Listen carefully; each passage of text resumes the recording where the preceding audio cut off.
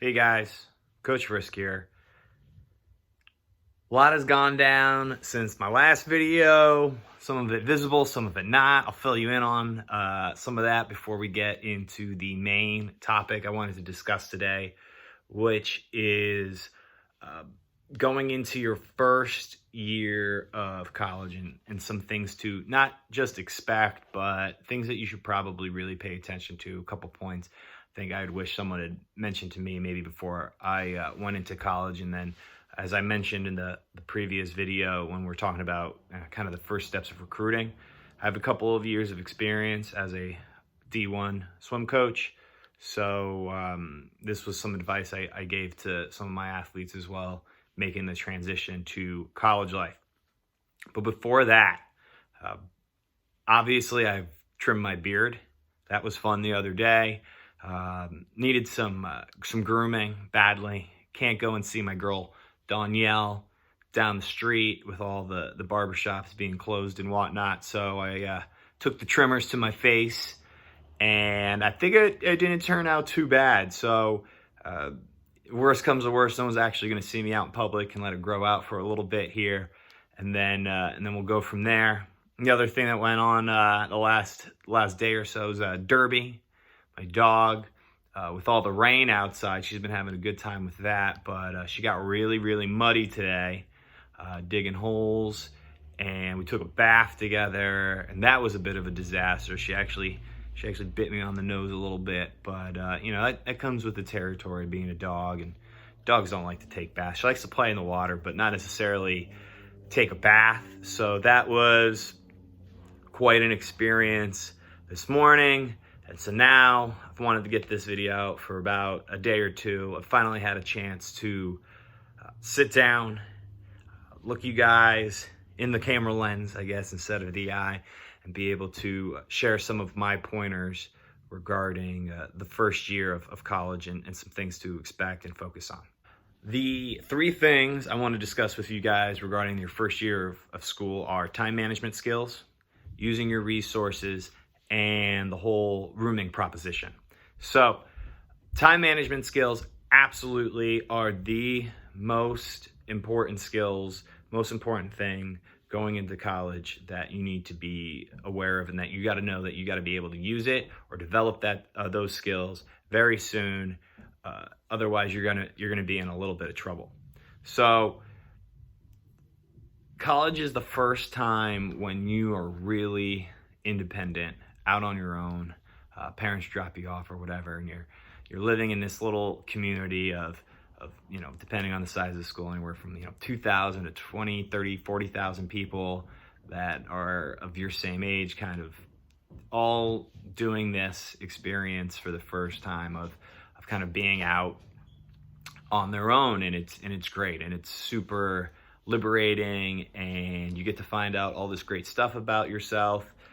Because there's all these opportunities. There's clubs, there's sports teams, there's Greek life, there's extracurriculars like radio stations and TV stations that you can be a part of. And so there's all these things that you really get to find out what your interests are. But all that stuff can, take up a huge chunk of time if you're really passionate about it. So with all these avenues to spend your time, it's really important to be able to allocate time towards the most important things, which you're studying. And if you're swimming at the next level, your team commitment. So being able to balance all these things, if you don't have the time management skills, you're going to need to develop them. And if you've already started to develop them, you're going to be that farther ahead of everybody else in your class when you initially get there.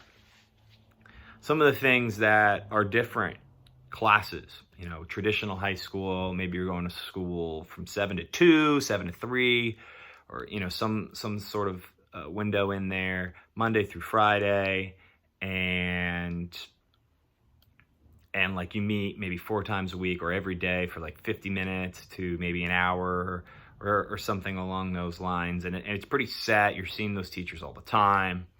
When you get to college, there are hundreds of classes that are offered depending on, the size of the school.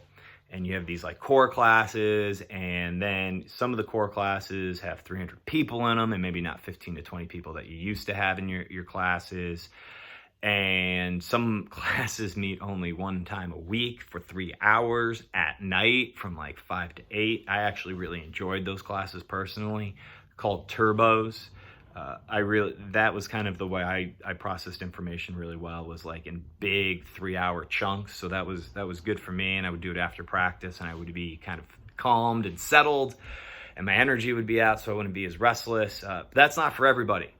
And so sometimes figuring out which classes and what type of structure works best for you is important, and that's part of the whole time management thing. But some people are lucky enough to not have classes on Friday, and they can build their days like that. But then they use that whole Friday to kind of get ahead of the curve if they have like a swim meet or something that weekend, and get work done before the weekend. Because once you get to the weekend, you want to be able to enjoy your college campus, be it go to the big football game or get ready for your event or something along those lines. So always something going on, always something that you want to be a part of, but you've got to take care of your priorities first. So with classes offered in all sorts of varieties in terms of frequency during the week, or how long during the day, or at what time during the day classes take place, everybody is on a different schedule on a college campus. And you have to remember that, because it's really easy to lose time because of other people's schedules. What I mean by that, like the classic time suck for a lot of people, is either like the 2-hour lunch or dinner. What happens is you come in with a group of friends after your last morning class, and you go, or your last afternoon class, and you go to get dinner or lunch. And you sit down with your friends, and you chat, and so you're not eating fast. So usually I would say lunch, take 30 to 45 minutes. If you're in a hurry, you can do it under 30, but usually there's always time to kind of chat with friends and eat and kind of lounge around in 30 to 45 minutes. But say one of your friends that you haven't seen all day comes in at minute like 30, 35 of your dining experience, and so you're not completely done. You've got maybe a little bowl of ice cream or something left, and they sit down with you with their full tray, and then basically your clock resets to their schedule and their 30, 45 minutes in the lunchroom.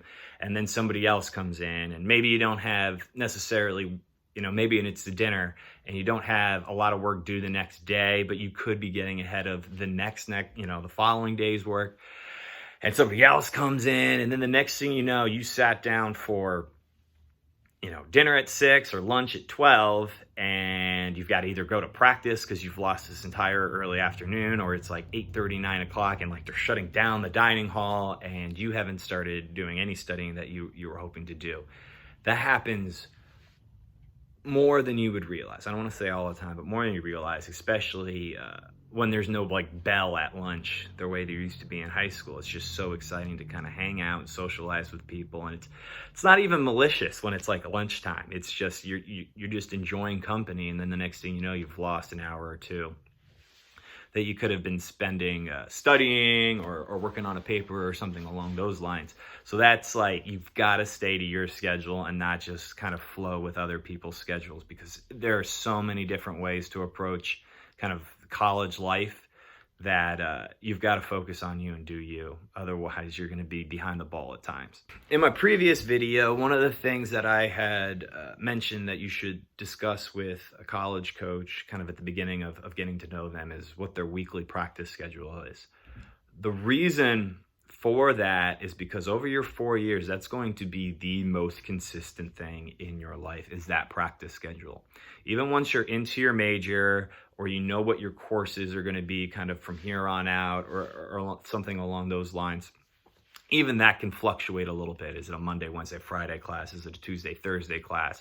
There are some classes, it's unavoidable, it's a turbo, and you might not like it, but you have to take it, and you might need to make some adjustments. The one thing that's not changing during those 4 years is when you're practicing, barring, maybe a coaching change or something along those lines. So that's going to be your most steady kind of pillar of your week-to-week, day-to-day experience in college. And so that's why it's really important to ask about practice schedules. On top of that, maybe not your first semester because you don't have a ton of wiggle room and selection with your first semester, but after that, you can build your day around this consistent element, your practice schedule. Have classes that like feed right into the beginning of practice, or after morning practice, you can schedule those classes that are, say your morning practice is like 7 to or 6:30 to 8:30, and there's 9 o'clock classes that you can get into, or whatever, and it helps you kind of figure out and build your day. So knowing when those practices are during the week is really important in kind of building your life and your schedule around it. Depending on the school you go to, that practice schedule actually takes a little bit of precedent. What I mean by that is that at some schools, depending on the size, during class registration, they'll allow athletes to enroll a little bit earlier than the general population because they know they have these outright conflicts that are tough to move otherwise, unlike some of the other students on the campus. And before you say, well, that doesn't seem very fair, don't forget that at the end of the day, these athletes are kind of some of the strongest salespeople for any university. If you don't believe me, look up the enrollment spikes from George Mason, Virginia Commonwealth, and most recently Loyola Chicago after those mid-major teams made significant runs to the Final Four. All of those enrollments spiked because those student athletes were salespeople for the university. So sometimes the athletes do get a little bit of a benefit, and I think that's one of those places. So make sure that you build your schedules around your practices. That way you can get the most out of your practices and your classes, and just generally out of everything you're trying to do at school. Sleep schedules. Sleeping is just as much a part of your day as any other thing, courses, practices. That's where you reboot, kind of re-energize for the next day. So sleep schedules are just as important as any other part of your time management and your day. So, I don't think I'm being revolutionary when I say this, but man, just like those lunchtime time sucks and dinner time sucks, you play, Mario Party or Smash Bros with a couple of friends for an hour, becomes 2 hours, becomes 3 hours at night. And then all of a sudden you're going to bed at 1, 2 a.m. when you need to, and you've got practice at 7. Or, whatever. And you're gonna sacrifice your sleep quality on the back end. And then actually, it's important to know that the front end of it is also needs to be consistent. So I think a lot of people, when they talk about getting quality sleep, they talk about going to bed at the same time every day. It's almost just as important to get up or not have your morning kind of rise, if you will, be drastically different from day to day. So you've got some days where you get up from morning practice, and then there's other days where you don't have morning practice, and you think that you should just sleep in those days because you can. And while maybe you sleep in a little bit later, a lot of college students will just lose a morning, not wake up till like 10 a.m. because they can. And all of a sudden you've missed out on, the dining halls have already stopped serving breakfast. They're going to switch over to lunch soon. And you've missed a nice, chunk of time to maybe get some studying done rather than just excessive shut-eye. There'll be times where you actually need it, but more times than not, college students just sleep because they got nothing else to do. You've got plenty to do. So don't use that sleep as a crutch, and just because you can doesn't mean you should. And throwing off your sleep schedule one day affects 2-3 days down the road. All of a sudden you sleep in late because you can, you're not as tired that night and can't get to sleep at the same time, and then that day you do have morning practice, and all of a sudden you're sacrificing your quality of sleep the day before you have to get up and perform. So sleep schedules are really important, both when you go to sleep and when you wake up. Really easy to lose track of time when you're hanging out with friends, but make sure you stick to getting to sleep at a reasonable hour. And even if you don't have practice or classes in the morning, don't necessarily sleep until you have to get up. That's a pretty poor strategy. Second point I would like to discuss with you is the ton of resources that you have at your hands once you're at school that you should be taking advantage of. Tying back into what we were just talking about, time management, one of the things that a lot of athletic departments do with their first years is have mandatory study halls. After that first semester, depending on maybe your GPA, you can have less study hall hours because you're demonstrating that you can handle this, or maybe you have to continue your study hall hours because you're not doing so great. But initially, they're going to have mandated study hall hours to make sure they can see you and that you're doing okay and transitioning smoothly into the academic aspects of college life. And that's awesome, because at the end of the day, the schools want you to succeed. They do. Once they admit you, it's on them in a sense, because they don't want to have dropouts, they don't want to have flunkouts, and they're not going to hand it to you, but you really do have to go out of your way to fail at the next level. You really need to not take advantage of anything around you.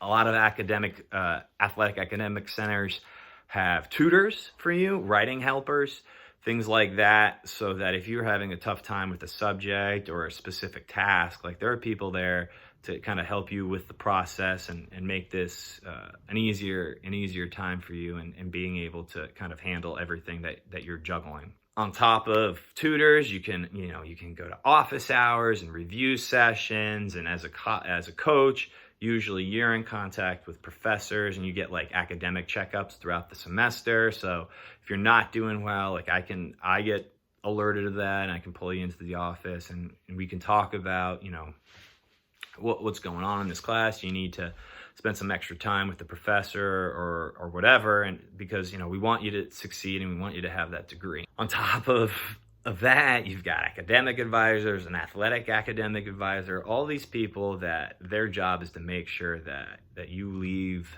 your university with a degree.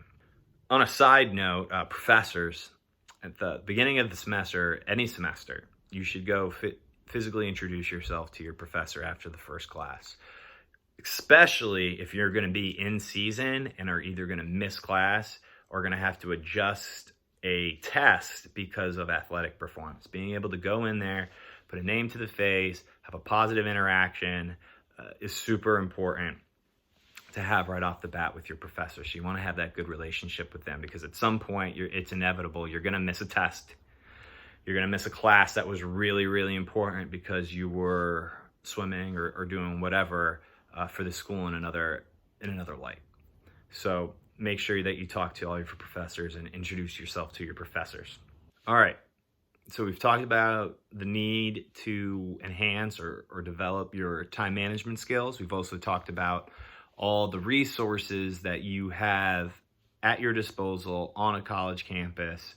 They really, really want you to succeed there. And so once you're in the school, they've laid out a lot of things for you to be able to use to help you get to that degree. But the last thing that I want to talk to you about, that there's no real kind of way to prep you for it until you're in it, is the rooming experience and life in the dorms.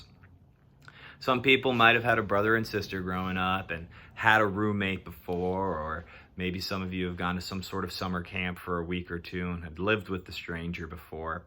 But nothing along these lines where you've got a floor full of people that are probably sharing the same bathroom and shower stalls, and you're just kind of lumped in with somebody for 14 weeks without a break that you've never really met before. Maybe some people are lucky, and if you're an athlete, you're familiar with another athlete. Maybe they were on your recruiting trip, but usually it's kind of a stranger.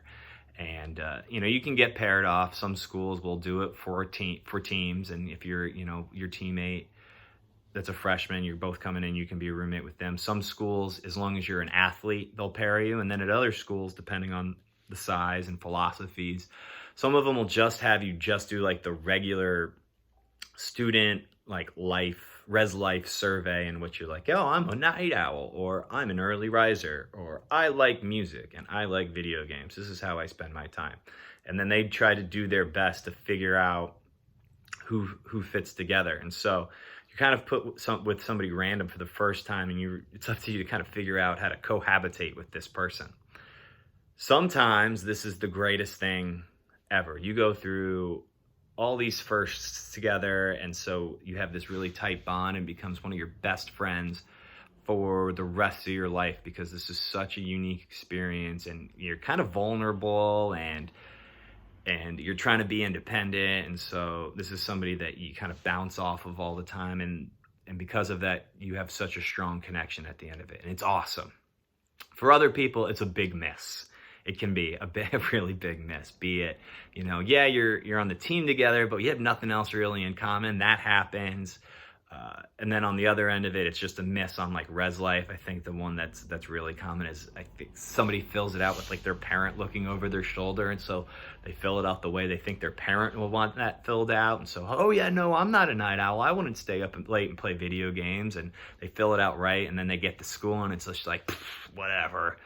And then they've basically have an incompatible person to live with because they tried to do something to please somebody else rather than actually address the needs they have.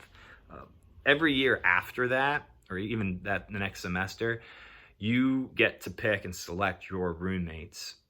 And so that no longer really becomes a thing. So it's really just the first year where it's like, wow, this is somebody I really don't know. I share about 150 square feet with them, or, something pretty small like that. And, we have bunk beds, and you got to figure it out. You got to learn how to live with this person through good times and bad times. And, sometimes those bad times become so overwhelming that you get emergency switches and things like that. But those are very few and far between, where some people are just so butting heads with each other that, sometimes the school will step in and realize that, all right, this needs to be adjusted. But overall, I think rooming, while unique, is a very positive experience, but it is different. And if you haven't ever had a roommate, it takes a lot of adjusting to and getting used to, especially when this is going to be a roommate for, like I said, a semester is usually 13, 14 weeks. So for that stretch of time without like a true break, you're going to get on each other's nerves, and that's okay. But healthy communication, respecting each other's property and privacy at times when you can, all those elements end with a pretty satisfying rooming situation and kind of residential life. All right, so that's what I have for you today. Big three things looking ahead into your first year of college, and hopefully everybody's back to normal or close to normal when these first years go off to school in August and September, and hopefully these pieces of advice are still applicable. But time management skills, so important. Using the resources around you is essential to succeeding. And don't be afraid to ask for help in those situations. I know it's really easy to want to prove your worth and your independence in this moment, but do not be afraid to ask for help or assistance when you're having a tough time in that first semester. And then finally, get ready for rooming and living in the dorms. There's nothing like it. There's going to be good experiences. There's going to be bad experiences. Not everybody's experience is the same, but it is so unique. And it's something to look forward to in the college experience. So that's all I got for you. Hope you guys are all doing well. You're not getting too stir crazy. Use all that extra energy, pent up energy to do good, to be productive. Stay positive. Coach Frisk signing off. Have a good one.